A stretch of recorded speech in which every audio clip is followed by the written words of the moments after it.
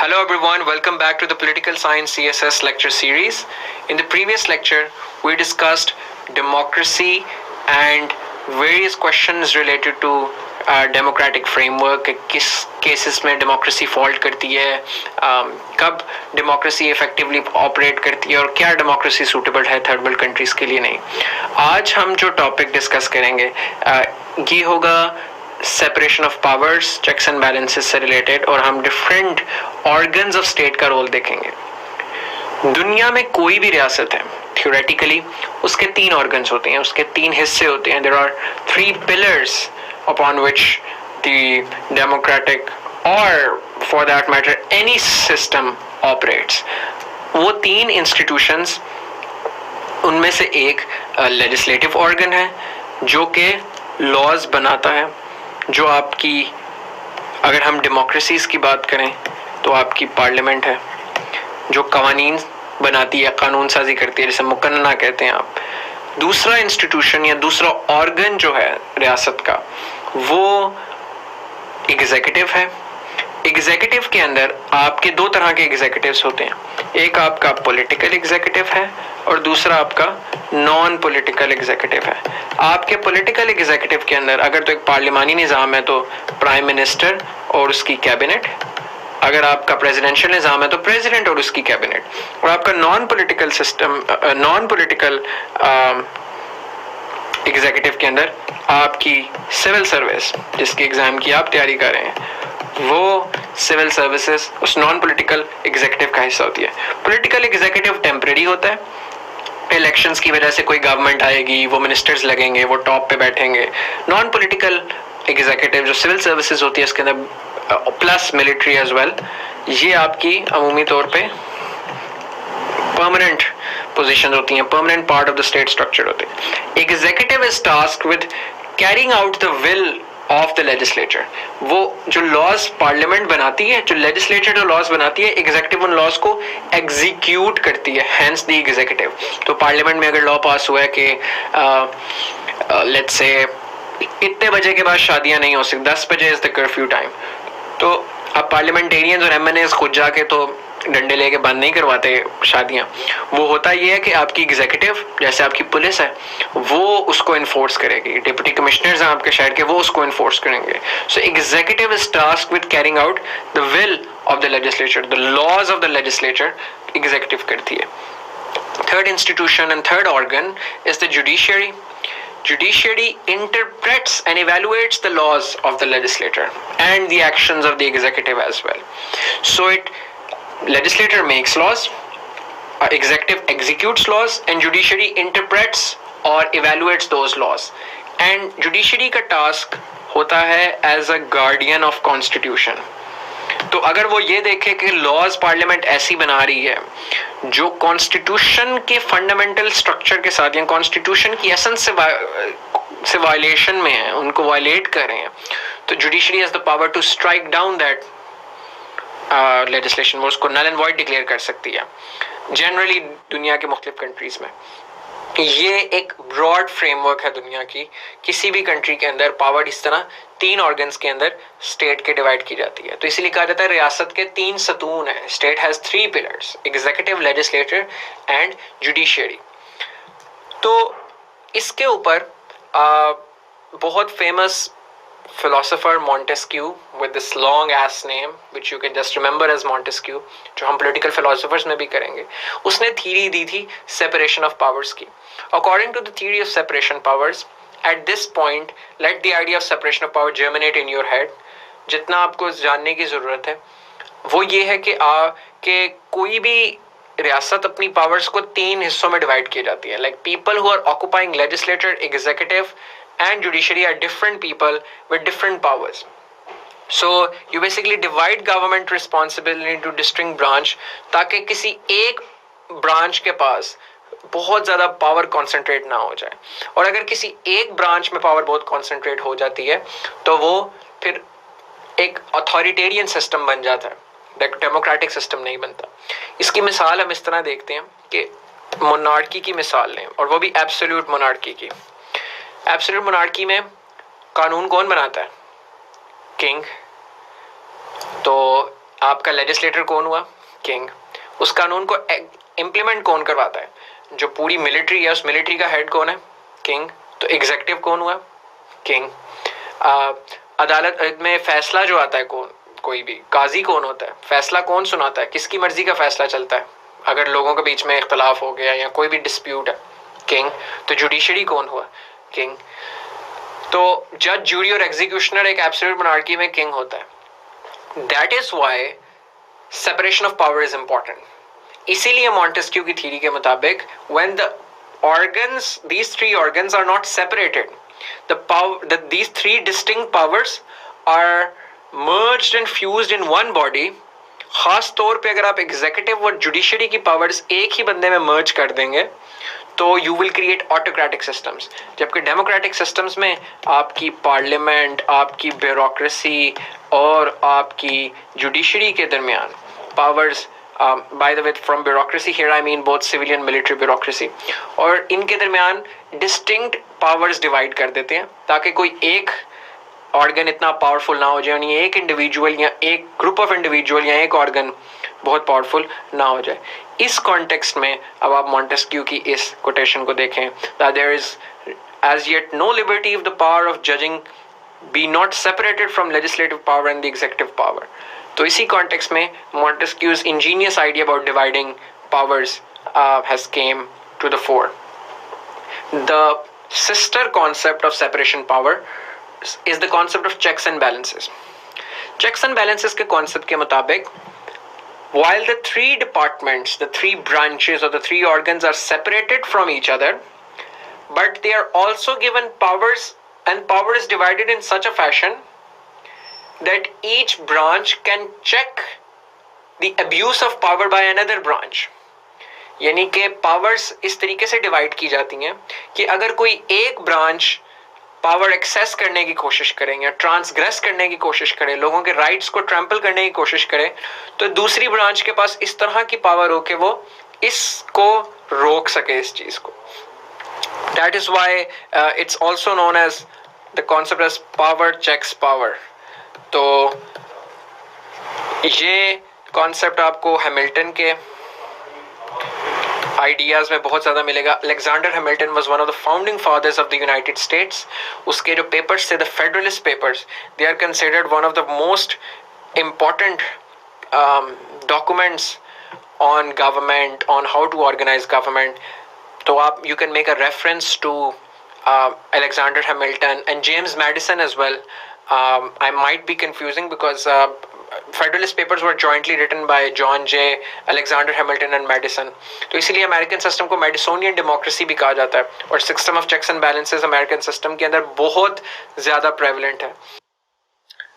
सो ये जो checks and balances का निज़ाम है, ये हमें अमेरिकन सिस्टम के अंदर सबसे ज्यादा प्रेवलेंट होता हुआ नजर आता है। इसके अंदर हम एक एग्जांपल लेके देखते हैं कि अमेरिकन सिस्टम के अंदर legislative branch makes the laws, मगर प्रेसिडेंट जो कि एग्जीक्यूटिव अथॉरिटी है, he has been vested with the authority to veto those laws. तो अगर लेजिस्लेचर का कोई लॉ है जो कि अवाम के इंटरेस्ट में नहीं है, तो प्रेसिडेंट अपने वीटो को एक्सरसाइज करते हुए उस लॉ को वीटो कर सकता है, अनकॉन्स्टिट्यूशनल डिक्लेयर कर सकता, मतलब वो इनवैलिड हो जाएगा वो लॉ। इसी तरह अगर जुडिशरी को ये लगता है, अगर प्रेसिडेंट नहीं करता है, जुडिशरी फाइंड्स के लेजिस्लेटर ने कोई ऐसा लॉ पास किया जो कि फंडामेंटल कैरेक्टर ऑफ कॉन्स्टिट्यूशन के खिलाफ है और लोगों को नुकसान पहुंचाएगा, तो जुडिशरी अपना power of judicial review use कर सकती है। जुडिशियल रिव्यू की पावर के जरिए आपकी जुडिशरी किसी भी ऐसे लॉ को पार्लियामेंट के, जो कि जुडिशरी समझती है कि कॉन्स्टिट्यूशन के साथ वायलेशन में है, उसको नल एंड वॉइड डिक्लेयर कर सकती है, उसको अल्ट्रा वाइड डिक्लेयर कर सकती है। तो ये दो चेक्स हैं। अगर आप ये देखें तो ये पहला वाला चेक वो है जो कि एग्जीक्यूटिव का चेक है लेजिस्लेटर पे, इसी तरह ये वो चेक है जो जुडिशरी का चेक है लेजिस्लेटर पे। इसी तरह American system of checks and balances, जो कि जब हम अमेरिकन पॉलिटिकल सिस्टम पूरा पढ़ेंगे अपने पार्ट 2 के कोर्स के अंदर, पेपर 2 के अंदर, तो हम देखेंगे किस तरह हर एक पे चेक मौजूद है। एग्जीक्यूटिव का चेक लेजिस्लेटर पे, एग्जीक्यूटिव का चेक जुडिशरी पे, judiciary's check on executive and judiciary's check on legislator, legislators check on judiciary and legislators check on the other way around as well. So in that context आप ये देखें कि system of checks and balances is an ingeniously and elegantly designed model so that एक कोई भी system, खासतौर पर democratic system, वो भी एक अथॉरिटेरियन सिस्टम ना बने, उसमें पावर्स डिवाइडेड रहे और मैक्सिमम बेनिफिट लोगों को जाए, कॉन्सेंट्रेशन ऑफ पावर्स को अवॉइड किया जाए। हम जो अगला टॉपिक अब करेंगे वो होगा डिफरेंट ब्रांचेस, जो तीनों ऑर्गन्स हैं उनके क्या फंक्शंस हैं। उनके ओवरलैपिंग फंक्शंस भी हैं लेकिन उनके डिस्टिंक्ट फंक्शंस भी हैं। लेजिस्लेटर का जो सबसे फंडामेंटल फंक्शन है वो है कानून साजी, लॉ मेकिंग। आपका legislator is responsible for making laws, legislation करता है आम ऑर्डिनरी लॉज के ऊपर सबसे ज्यादा, जो भी मुल्क के अंदर होना चाहिए, टैक्सेशन के ऊपर, दूसरी चीजों के ऊपर, लीगल जो भी मसले हैं, security policies, all these things, इन सारे डाइवर्स इश्यूज के ऊपर, हेल्थ, एजुकेशन, पब्लिक पॉलिसी से रिलेटेड जितनी चीजें हैं आपकी पार्लियामेंट उनके ऊपर लॉज बनाती है। Second, the function of legislature is to express public opinion. Remember, the parliament is based on the principle of popular sovereignty, which means that they are elected by the people and they are supposed to represent the will of the people. तो इन्होंने लोगों की wishes को represent करना है parliament में आके। The third is the constitution amending function, and this is explicitly the function of parliaments generally. तो कि कॉन्स्टिट्यूशन को अगर आपने चेंज करना है, अमेंड करना है, तो भी पार्लियामेंट ने करना है। अमूमी तौर पे कॉन्स्टिट्यूशन रिजिड होते हैं। रिजिड कॉन्स्टिट्यूशंस का मतलब कि आम लेजिस्लेशन करने के लिए रूल आसान होता है, कॉन्स्टिट्यूशनल अमेंडमेंट करने के लिए मुश्किल होता है। तो इन एग्जांपल्स के कॉन्टेक्स्ट में, जैसे कि यूएस के अंदर आपके पास आम लेजिस्लेशन अगर आपने पार्लियामेंट में करनी है तो दोनों हाउसेस में, हाउस ऑफ रिप्रेजेंटेटिव्स और सेनेट, उसके अंदर आपको सिंपल मेजॉरिटी चाहिए। जबकि कॉन्स्टिट्यूशनल अमेंडमेंट करने के लिए आर्टिकल 5 के मुताबिक आपको 2/3 मेजॉरिटी चाहिए दोनों हाउसेस में in identical terms, house of representatives में भी और सेनेट में भी। और फिर जो उसकी 50 स्टेट्स हैं टोटल, उन 50 स्टेट्स में से 3/4 स्टेट्स अपनी प्रोविंशियल, अपनी यानी स्टेट लेजिस्लेटर के अंदर भी उसको रेटिफाई करें। यानी ना सिर्फ एक अमेंडमेंट दोनों हाउसेस में 2/3 मेजॉरिटी से पास हो, बल्कि वो 3/4 ऑफ द 50 स्टेट्स भी उसको पास करें तो कॉन्स्टिट्यूशनल अमेंडमेंट होती है। पाकिस्तान के अंदर भी कानून, आम कानून के लिए आपको सिंपल मेजॉरिटी चाहिए नेशनल असेंबली में भी और सेनेट में भी, जबकि कॉन्स्टिट्यूशनल अमेंडमेंट के लिए आपको 2/3 वोट चाहिए दोनों हाउसेस में in identical terms. In identical terms से मुराद ये है कि कभी कभी कोई बिल है, कॉन्स्टिट्यूशनल अमेंडमेंट का बिल है जो लोअर हाउस में पास हुआ है और फिर सेनेट में चला गया, सेनेट ने उसको, उसके अंदर कुछ तरमीम किया, उसके अंदर एडिशंस किए हैं, अमेंडमेंट्स किए और फिर पास किए, लेकिन ये अमेंडमेंट्स नेशनल असेंबली से पास नहीं हुई। फिर नेशनल असेंबली में दोबारा वो वापस जाएगा, फिर नेशनल असेंबली से दोबारा 2/3 मेजॉरिटी, जब तक दोनों हाउसेस से आइडेंटिकल टर्म्स के अंदर 2/3 मेजॉरिटी नहीं मिलती, कॉन्स्टिट्यूशनल अमेंडमेंट पाकिस्तान में पास नहीं होती। विद एन एडिशनल रूल कि अगर कोई ऐसी कॉन्स्टिट्यूशनल अमेंडमेंट है जो कि प्रोविंसेस की टेरिटोरियल बाउंड्रीज को चेंज करती है, जैसे अगर कल को साउथ पंजाब का सूबा बनाना पड़े तो उस सूबे की प्रोविंशियल असेंबली भी उस बिल को पास करे। तो अगर उस साउथ पंजाब सूबा बनाने के लिए अप्रूवल चाहिए होगी तो 2/3 majority in both houses plus provincial assembly की रैटिफिकेशन, तब वो पास होगा। So these are the examples that you can quote in that regard. Fourth is the financial function. आपकी पार्लियामेंट, आपकी जो नेशनल असेंबली, आपकी लेजिस्लेटर प्रिपेयर्स द बजट। आपकी तमाम फंक्शनल डेमोक्रेसीज के अंदर budget is prepared by your legislative organ, तो इस लिहाज से आपका एक फाइनेंशियल कंट्रोल उसके ऊपर होता है। यूएस के अंदर तमाम डिपार्टमेंट्स को जो फंड्स जाते हैं, जो रिसोर्सेज जाते हैं, those are allocated and approved by the parliament, by their congress. Similarly foreign aid जितनी जाती है, डेवलपमेंटल असिस्टेंस जाती है, that is also sanctioned by the legislator. तो आप यूएस की इस तरह एग्जाम्पल इसके अंदर कोट कर सकते हैं। They also perform certain executive functions. They perform executive functions in peculiar ways because अगर एक parliamentary system है, जो कि हम पढ़ेंगे कि पार्लियामेंट्री सिस्टम और प्रेसिडेंशियल सिस्टम में फर्क भी यही है कि पार्लियामेंट्री सिस्टम में एग्जीक्यूटिव लेजिस्लेटर का भी हिस्सा होता है, वो उसके अंदर बैठता है, शामिल होता है, क्योंकि प्राइम मिनिस्टर, उसकी कैबिनेट हिस्सा होते हैं आपकी पार्लियामेंट का। तो आपके मिनिस्टर्स जनरली पार्लियामेंट का हिस्सा होते हैं वैसे ही। तो इस तरीके से लेजिस्लेटर का एक एग्जीक्यूटिव फंक्शन भी आ जाता है। सेकंड, फॉरेन अफेयर्स में अमूमी तौर पे कंट्रोल होता है आपकी पार्लियामेंट को।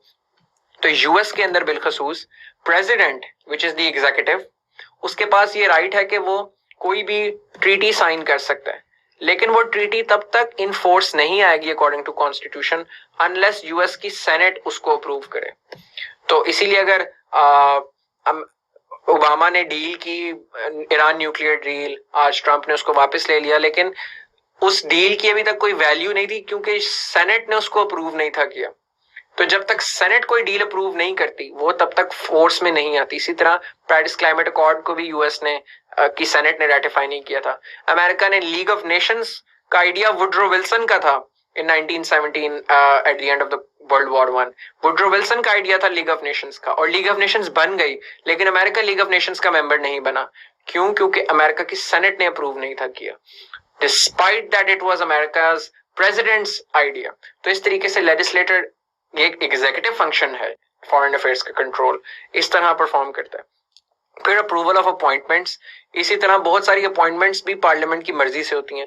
यूएस के अंदर ही यूएस नॉमिनेट करता है, प्रेसिडेंट नॉमिनेट करता है यूएस के अंदर फेडरल जजेस, सुप्रीम कोर्ट की कोई पोजीशन वेकेंट हो, हाई मिलिट्री रैंकिंग ऑफिशियल्स, इसी तरीके से सुपीरियर सर्विसेज के लिए ब्यूरोक्रेसी के टॉप लोगों को प्रेसिडेंट नॉमिनेट करता है, but they are approved by US senate.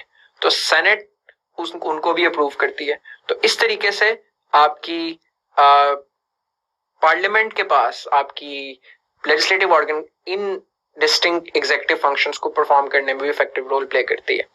The last is the judicial functions. There are certain judicial functions as well that legislature performs. It is not like the judicial function that judiciary performs, कि ये आम लोगों के cases नहीं सुनती है, इस तरीके से नहीं है, so it doesn't violate separation of powers. They are unique judicial functions. तो first is appointment to the judiciary. जिस तरह मैंने आपको अभी बताया कि यूएस के अंदर फेडरल जजेस जो हैं, जहाँ सुप्रीम कोर्ट के जजेस जो हैं, वो प्रेसिडेंट नॉमिनेट करता है, लेकिन उसको अप्रूव यूएस सेनेट करती है। तो इस तरीके से आपके सामने एक ये भी judicial patronage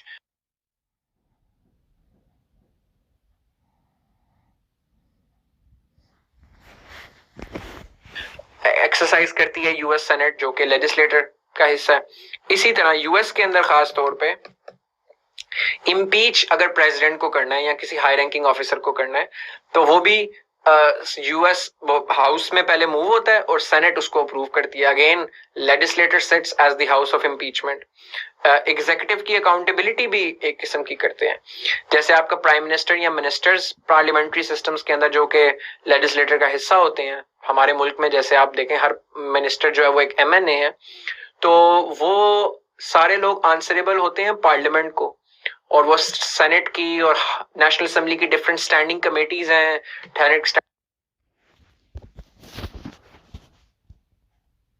defence standing committee on water and sanitation, standing committee on consensus, जिसके ऊपर वो सारी की सारी अपनी उन्होंने अपनी आके पॉलिसी ब्रीफिंग्स देनी होती है, उनको वो थियोरेटिकली आंसरेबल होते हैं।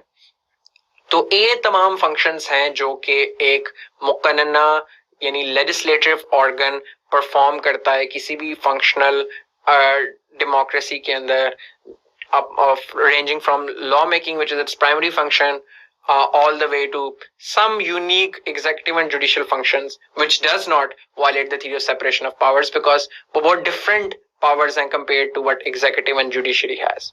तो next lecture में हम executive और judiciary की powers को discuss करेंगे. See you in the next lecture. Till then, take care. Allah Hafiz.